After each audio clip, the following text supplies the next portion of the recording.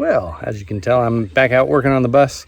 Washed it the other day, which was great, and recoated the roof, which was even better. So hopefully I can finally get those leaks while it was raining to stop. As I was moving it around, I realized that I kept getting an error code for the transmission, and the transmission's been running fine. I'm not sure why it would be having any issues. And so I was like, all right, I'll just clean the connectors for it. So I got underneath, cleaned the transmission connector, and sometimes I guess it can have water that gets down in it. So I got rid of that, sprayed it off, cleaned it up a little bit so that it would, hopefully solve the problem. And while I was underneath there, I was like, well, let me go check the other side to see if there's any other plugs that are down there. And I found the problem. And this is the problem. The plug is now off, but as you can see, there's lots of cuts and stuff. And it's bad enough to where that one white cable right there above my finger, it's not connected anymore. So instead of trying to just figure out which ones were and weren't and that sort of thing, I looked at getting a brand new connector. This connector on Amazon is literally $40. I've even found it somewhere else. It was like $76. And it's just a simple 12 plug connector. So what I'm going to try to do is, instead of spending a lot of money on a brand new connector, we're going to try to do the hillbilly fix first. So I cut it off so I'm not over top of my head trying to solder stuff, because some of them are really close down in there. As far as the cuts go, I have no idea how they got cut, because it literally looks like they got sliced by something. Maybe it was a stick or something. I'm going to try to solder these connectors to wire that's longer, so then I can go back under and do those heat shrink connectors and put it back together, and we'll see if this fixes everything. But I'm really hopeful that this will, so that we can keep using the bus and not have to worry about random transmission codes. That should not be good. I'd really like to not get stuck on the side of the highway with this thing, because tow bill is going to be insane. So we'll fix this, and if it's still throwing codes, then maybe I'll splurge and get the more expensive one. But we'll try this for now, see what happens.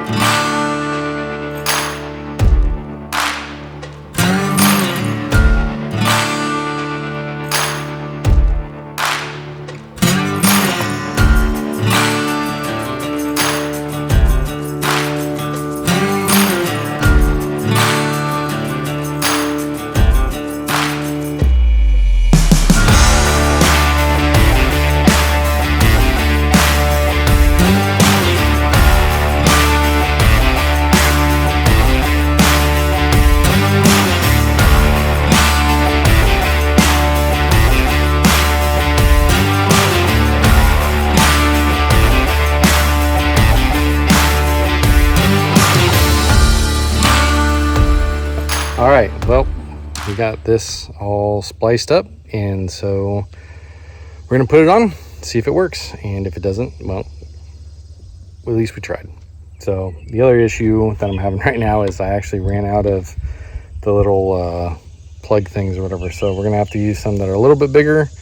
What I should have done was probably just soldered the stuff out here and then use these, because then I'd have had enough. But you live and you learn. So I'll probably maybe order some more of those, so I've got plenty to do the rest of the wiring stuff I need to on the bus.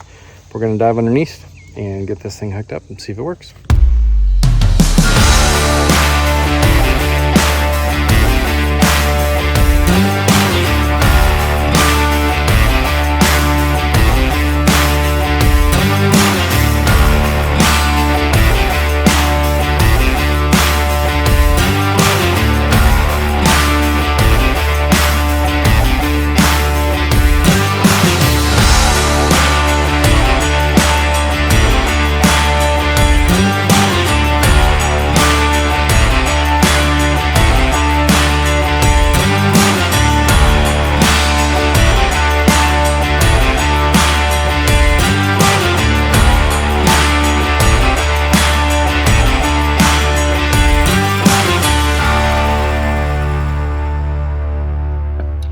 Alrighty, well, there we go. It is up there, and I don't know if it's gonna, well, it definitely doesn't have loose wires anymore as far as just kind of hanging out there. So we'll see. Again, I'm not really sure why it got cut, because it's up underneath the transmission.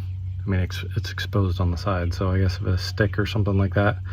It's not like I've been going through cornfields or anything, so Now that we got that buttoned up, I'm gonna get all the tools and everything out from underneath of it and pull it down off of the ramps up front.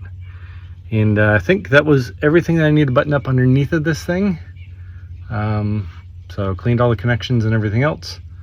So yeah, if there's anything else that is going on with this, it's going to be some sort of a sensor or something like that, and I'll just have to deal with that when it comes.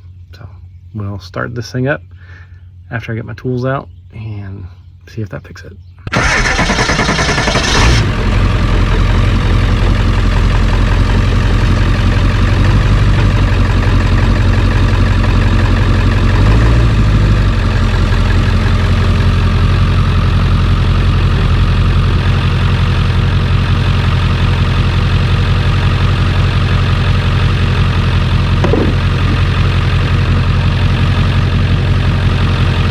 This is encouraging.